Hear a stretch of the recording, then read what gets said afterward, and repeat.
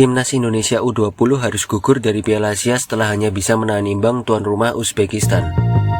Sebenarnya Timnas Indonesia hanya butuh menang dengan skor berapa saja, karena pertandingan Irak versus Syria berakhir imbang 1-1. Hasil ini membuat Indonesia menduduki posisi ketiga di grup A Piala Asia. Pada pertandingan kali ini, Indonesia menggunakan formasi yang sama pada saat menghadapi Syria, yaitu 4-4-2. Sedangkan Uzbekistan menggunakan formasi 4-2-3-1. Dari formasi yang terlihat, memang jelas kedua kesebelasan ingin mencoba menguasai lini tengah, dengan harapan dapat mendominasi permainan.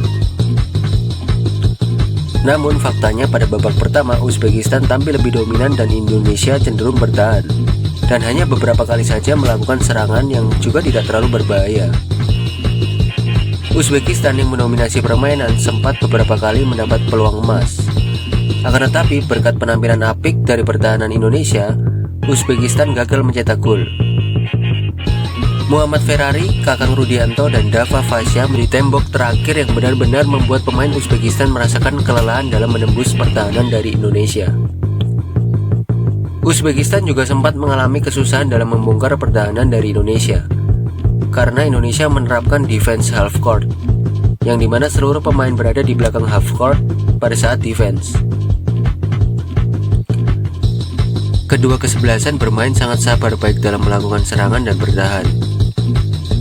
Pada babak kedua juga mirip dengan babak pertama, yang dimana Uzbekistan tampil lebih dominan namun kesusahan dalam menciptakan peluang dan membongkar pertahanan dari Indonesia. Indonesia tampil sedikit lebih klinis dari segi serangan, namun serangannya masih tidak terlalu berbahaya karena transisi defense dari Uzbekistan sangat cepat dan rapi. Sintayong sedikit melakukan perubahan pada babak kedua dengan memasukkan Frankie Misa yang menggantikan Hugo Samir, dengan harapan mencoba untuk dapat menambah daya serang Indonesia. Pada sekitar menit 70-an, Uzbekistan menaikkan tensi permainan, sehingga Indonesia hanya benar-benar bertahan. Gue juga sudah bisa menebak strategi dari Uzbekistan yang tentu sebelum menit 70-an, Uzbekistan cenderung bermain lebih santai dan menyimpan tenaga untuk bermain agresif di sisa menit akhir babak kedua. Namun harus diakui, defense dari timnas Indonesia sangat rapat dan solid. Transisi defense dari Indonesia juga cukup baik. Skor 0-0 bertahan hingga akhir babak kedua dan otomatis membuat Indonesia gugur pada kompetisi Piala Asia.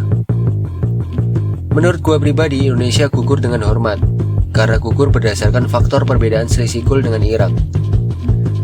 Selain itu, dari segi permainan, Indonesia juga bukan tim yang benar-benar kalah level di grup A ini.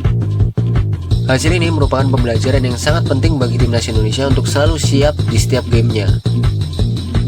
Jika kita sedikit flashback, sebenarnya faktor yang membuat Indonesia gugur dari Piala Asia adalah kekalahan dari Irak pada laga perdana Piala Asia. Jujur menurut gua, Indonesia sama sekali tidak berbeda kelas dengan Irak.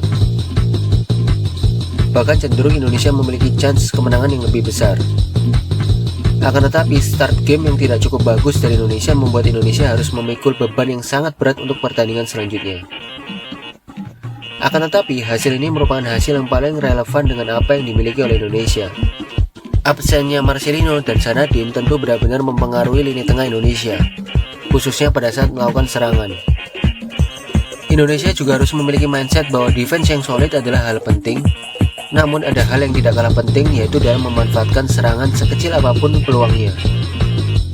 Karena jika cuma memiliki pertahanan yang solid dan tidak memiliki chance untuk mencetak gol, maka akan sia-sia. Indonesia harus memiliki visi permainan khususnya pada saat menyerang. Indonesia harus memiliki visi permainan khususnya pada saat menyerang. Visi pada saat menyerang yaitu ketika mengatur ritme serangan dan memiliki variasi serangan yang berpola, sehingga peluang akan lebih klinis.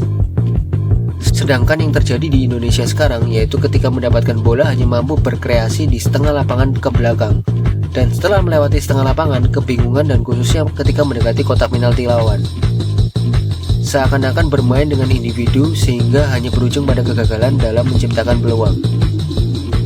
Semoga Indonesia bisa lebih baik dan membenahi setiap kekurangan yang ada di dalam tim, sehingga pada gelaran Piala Dunia U20 nanti mampu bersaing dengan berbagai macam negara.